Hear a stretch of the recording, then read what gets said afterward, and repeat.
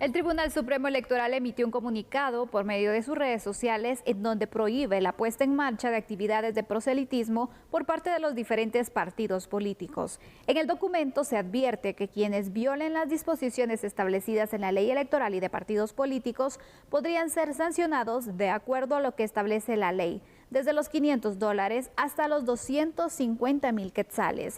El capítulo 8, artículo 88 de la referida ley aborda el tema de sanciones, en donde especifica que el TSE impondrá sanciones a las organizaciones políticas y candidatos por infracción a normas de la presente ley y a las que rige su constitución y funcionamiento, dependiendo de la gravedad de la infracción. Las sanciones a las que se refiere pueden ser amonestación pública o privada, multa económica, suspensión temporal y cancelación del partido político.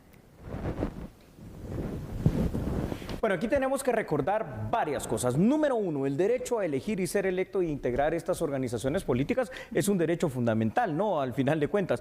Pero en medio de este derecho sucede una situación que afecta a todo el mundo, Sandy, que es una pandemia.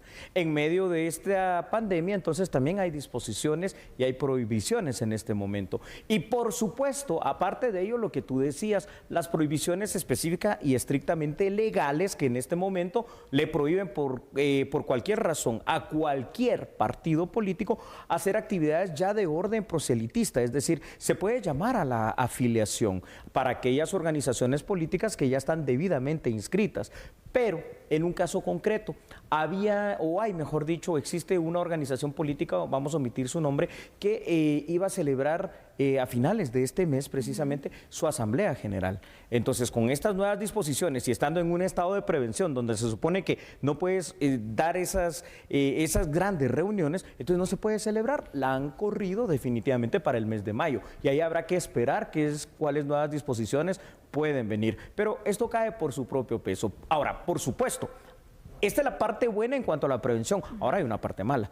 Esto definitivamente beneficia a estas organizaciones políticas tradicionales, que pues ya sabemos cuáles son y cómo son, y de alguna manera también entonces esto entorpece el surgimiento de nuevos partidos políticos. Ahí está la parte mala.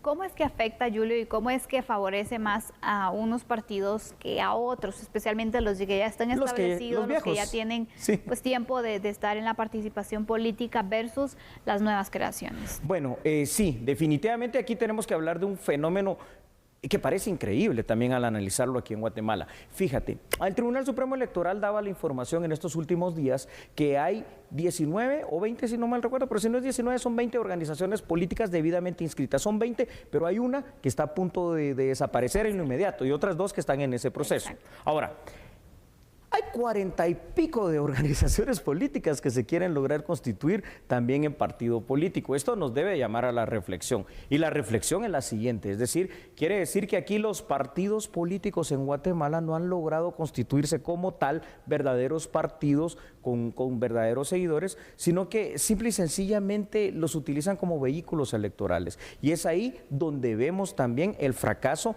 así como está el fracaso del sistema de justicia, el fracaso del sistema de partidos políticos. Y lo malo de esto es que beneficia, como tú bien dices, a los partidos ya constituidos, que son los que han fomentado esta situación en su mayoría, y perjudica a aquellos que probablemente con una nueva visión o con nuevas ideas, como dijeron allá en El Salvador, quieran de alguna manera constituir algo distinto. Entonces, ahí está la cuestión. Pero en este momento es lógico, ¿no? No se pueden hacer grandes asambleas, ni municipales, ni departamentales, y menos asambleas nacionales por este tema, y las prohibiciones específicas de que no se puede estar haciendo campaña anticipada específicamente para ciertas figuras políticas, pero sí se puede estar haciendo, y ahí están los medios electrónicos para hacerlo, el llamado a la afiliación. Entonces hay cosas que sí se pueden hacer. Sí, totalmente. Entonces, Julio, cuando se hacen las asambleas generales, por ejemplo, ¿hay un límite de personas que deben asistir? No, ahí está la situación. Fíjate, Sandy, cómo es esto de interesante. En una asamblea municipal, que es la más pequeña,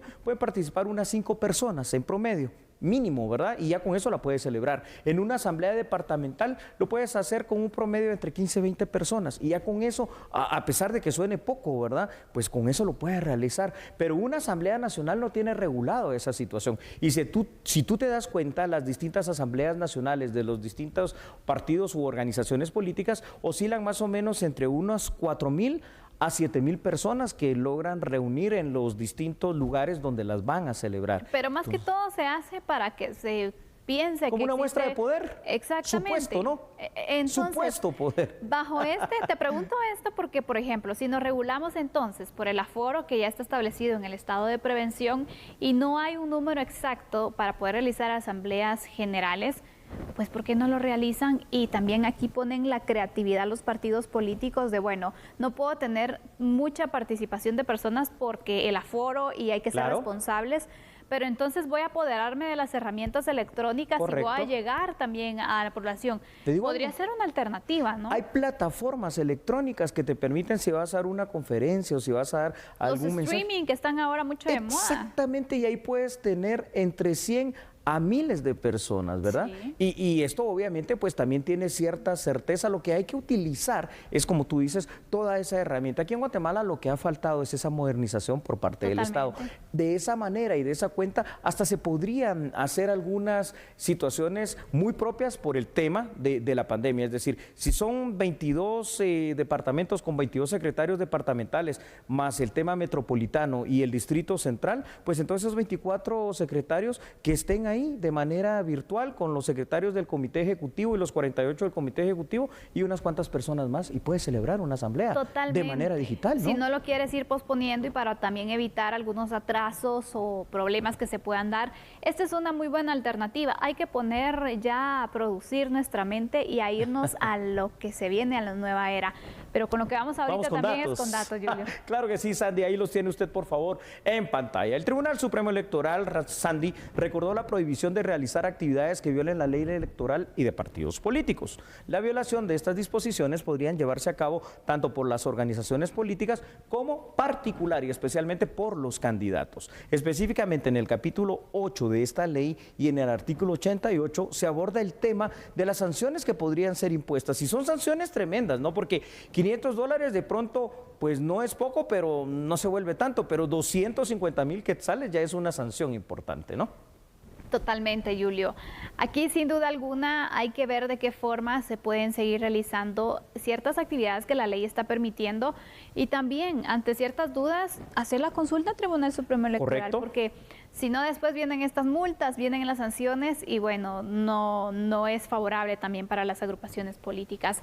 Pero también aquí, Julio, a ver, Sandy, hablamos que nos estamos quedando atrás, que el Estado se está quedando atrás, las nuevas agrupaciones, las agrupaciones que ya se están quedando atrás con la tecnología, pero el Tribunal Supremo Electoral también, Julio, porque tampoco es que da alternativas, ¿no? Sí, yo creo que hoy más que nunca, sobre todo en este que es un derecho humano, lo repito, el derecho a elegir y ser electo y formar parte de la vida política en un país, como en este caso Guatemala, es un derecho humano, es un derecho fundamental. Aquí debería uno de ver a instituciones como la Procuraduría de los Derechos Humanos pronunciándose, pero eso es una utopía en este momento, y deberíamos de alguna manera también de hacer valer el hecho de que Guatemala necesita una transformación radical en el Estado, y esa transformación tiene que llevarse a cabo hasta con la transformación del sistema de partidos políticos para darle literalmente paso a una nueva política guatemalteca. Totalmente. Pero hoy por hoy esto se ve afectado. Así es. Julio, quisiera que recalcaras el tema de las sanciones también por incumplimiento de las normas del